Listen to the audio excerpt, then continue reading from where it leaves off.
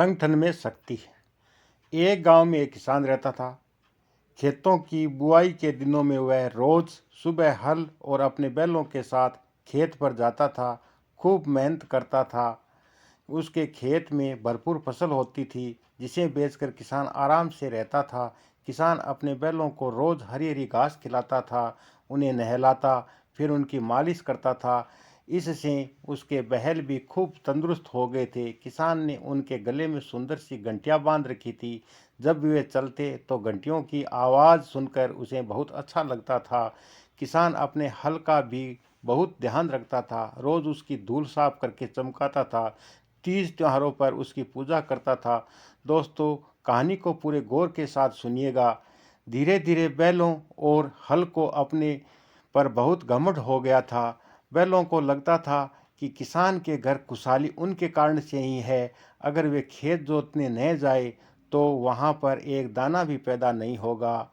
उधर हल को भी यही लगता था कि असली जुताई तो वह करता है, बैल तो खाली खेत में टहलते रहते हैं। एक दिन बैलों और हल में बहस हो गई। बैलों ने कहा, खेत हम जोतते हैं, उसमें सारी मेहनत हमारी लगती है, इसलिए किसान हमें अपने हाथों से खिलाता है। तब हल ने अकड़ते हुए कहा, धरती का सीना फाड़कर ताजी मिट्टी बाहर मैं लाता हूँ, इसलिए असली जुताई तो मैं ही करता हूँ, तभी किसान मेरी पूजा करता है। बैलों और हल में जब झगड़ा बढ़ गया तो वे फैसला कराने किसान के पास पहुंचे। किसान बैलों और हल दोनों से बराबर प्यार करता था। कुछ सोचकर उसने बैलों से कहा, तुम्हारा कहना सच है, तुम बहुत मेहनत करते हो, जाओ आज खेत तुम जोत आओ। बैल खुशी से उछलते कूदते खेत पहुंच गए। वे पूरे दिन खेत में चलते रहे। शाम को किसान ने खेत आकर देखा, खेत जरा सा भी नहीं जुता था। किसान ने कुछ भी नहीं कहा, वह बैलों को लेकर चुपचाप घर लौट आया।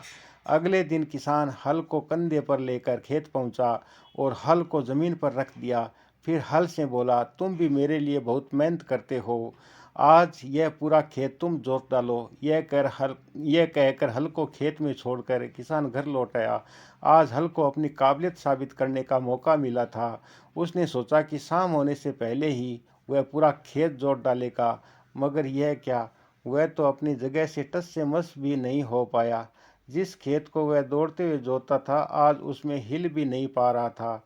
शाम को किसान आया तो देखा, आज भी खेत जरा सा भी नहीं जुता था। हल और बैल दोनों ही अपनी अपनी असफलता से बहुत दुखी थे। यह देखकर किसान ने दोनों को समझाया, हम सब की शक्ति एकता में है, अलग अलग होकर हम सब अधूरे हैं, इसलिए आपस में लड़ने की बजाय अगर हम मिलजुल कर काम करें तो कोई भी काम असंभव नहीं है। उस दिन से सभी ने मिलकर खूब जुताई की। थोड़े ही दिनों में खेतों में हरी भरी फसल लहलाने लगी। शिक्षा, संगठित रहकर हम बड़े से बड़े कार्य कर सकते हैं। परिवार के सभी लोग मिलकर अपना अपना काम करने से सुख और समृद्धि दोनों ही हासिल होती